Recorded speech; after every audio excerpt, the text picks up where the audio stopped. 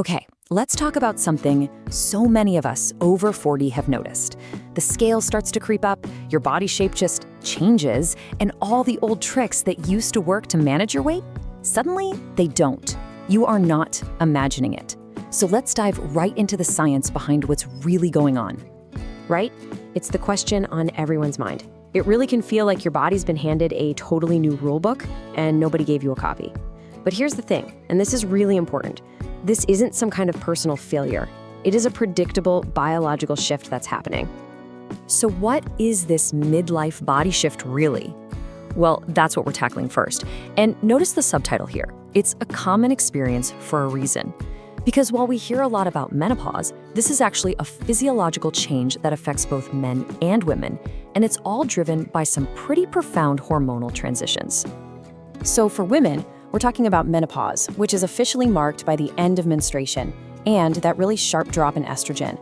But for men, there's something called andropause. It's a much more gradual process, but it's still a significant decline in testosterone over time. Both of these hormonal changes are absolutely central to the story. And we're not just talking about feelings here. This is backed up by some pretty solid data. A major study found that, on average, women gain about 12 pounds in that 8-year window surrounding menopause. 12 pounds. So if you've been feeling this change personally, just know the science absolutely sees it too. Okay, so this leads to a really interesting question, a big debate in the science world, actually. What's the real culprit here? Is it those specific hormonal drops we just talked about? Or is it simply the process of getting older? Let's unpack the evidence for both sides of this argument. All right, first up, let's look at team hormones. There is some really compelling evidence that these specific hormonal shifts are a primary driver, doing a lot more than just the number of candles on your birthday cake would suggest. Now, what's really fascinating here is how specific these effects are. In women, that drop in estrogen doesn't just add weight. It literally tells your body where to store fat, shifting it from your hips and thighs right to your abdomen. And that's directly linked to a higher risk of metabolic syndrome, which is a whole cluster of conditions that up your risk for heart disease and diabetes. Meanwhile, for men, lower testosterone makes it harder to hold on to muscle, which naturally means a higher body fat percentage. Okay, but that's not the whole story. What about just the clock ticking? Regardless of hormones, our bodies are changing every year. So let's look at the factors tied directly to chronological age. Yeah, the big word here is sarcopenia. It's just the fancy term for the muscle loss that happens as we get older. And it starts early. Around age 30, we all start losing muscle at a rate of 3 to 8% every single decade. And since muscle's like your body's engine, a smaller engine burns less fuel, even when it's just idling. So your resting metabolism slows down, making it harder to manage weight. So what's the verdict? Well, the truth is, it's not an either-or situation. It's really more like a perfect storm. Think of it like this. Aging is the steady wind and rain, but those hormonal shifts in midlife, they turn it into a hurricane, really accelerating everything. But here's the good part. Our lifestyle choices, what we eat, how we move, they're the shelter that can protect us from that storm. You know, it's such a complex picture, and everyone's body is so different. I'm really curious, have you felt this shift yourself? If you're comfortable sharing, drop your story in the comments below. Let's talk about it and build a community around this. All right, let's shift gears a bit, because this next part is really, really important. We need to talk about why this is so much more than just a number on the scale or how your genes fit. The specific type of fat that tends to build up in midlife has some serious implications for our health, especially for our hearts. So the real villain in this story is something called visceral adipose tissue, or VAT for short. Now, this is not the fat you can pinch on your belly.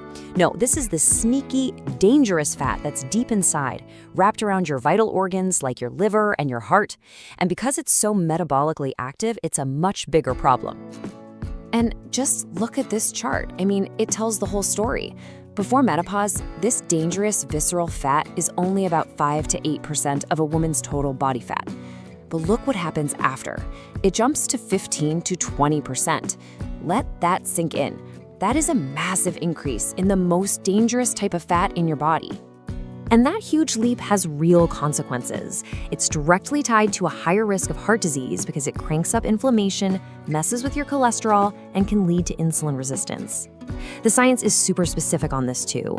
One study found that just a 20% increase in this deep belly fat was linked to a measurable thickening of the artery walls in your neck, a direct sign of atherosclerosis or hardening of the arteries.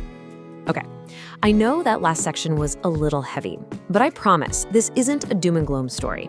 Because now we pivot. We pivot from the problem to the solution, and we're going to talk about what we can actually do about it with some powerful, science-backed strategies. Look, we can't turn back the clock. We can't stop aging. That's a fact.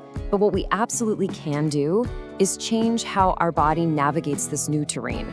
The whole goal here is to build small, powerful habits that put you back in the driver's seat of your own health.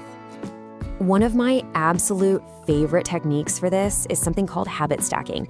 It is genius because it works with your brain, not against it. You just link a new, tiny habit to something you already do without thinking. For example, after I start the coffee maker, I will do 2 minutes of stretching. Or after I brush my teeth, I'll do 5 bodyweight squats.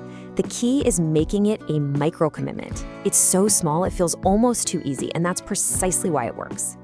So, what habits really move the needle? Well, a huge analysis of many studies basically gave us the cheat code. Just look at this table. If you only diet, sure, you lose fat, but you also lose that vital muscle. If you only do resistance training, like lifting weights, you protect the muscle, which is great. But look at this bottom row, the one in bold. That's the trifecta. A little calorie deficit, a high protein diet, plus resistance training. That is the winning combination to torch fat while protecting or even building that all-important muscle. And this brings us to a massive mindset shift. The goal here isn't just weight loss, it's high-quality weight loss. It's about getting rid of the stuff you don't want, the fat, while fiercely protecting the stuff you desperately need, your metabolically active muscle. That's the real win. So let's wrap this all up. What's the big picture? The shift you're feeling is real. It's driven by that perfect storm of hormones and aging. And yes, it has real health risks. But the amazing news is that by understanding the science, we can shift our focus from frustration to effective, sustainable actions that actually work. So I want to leave you with a little challenge. Not some huge, overwhelming goal, just one tiny thing. What is one micro commitment? One little habit stack that you can start today. Maybe it's just adding a scoop of protein powder to your morning smoothie. Think about it. What's your one thing? Hey, if this helped you connect some dots about your own body, do me a favor and hit that subscribe button. We do deep dives into the science of health all the time. And definitely don't forget to answer that question in the comments below. I really want to see what micro commitment you're going to start with. Thanks so much for being here.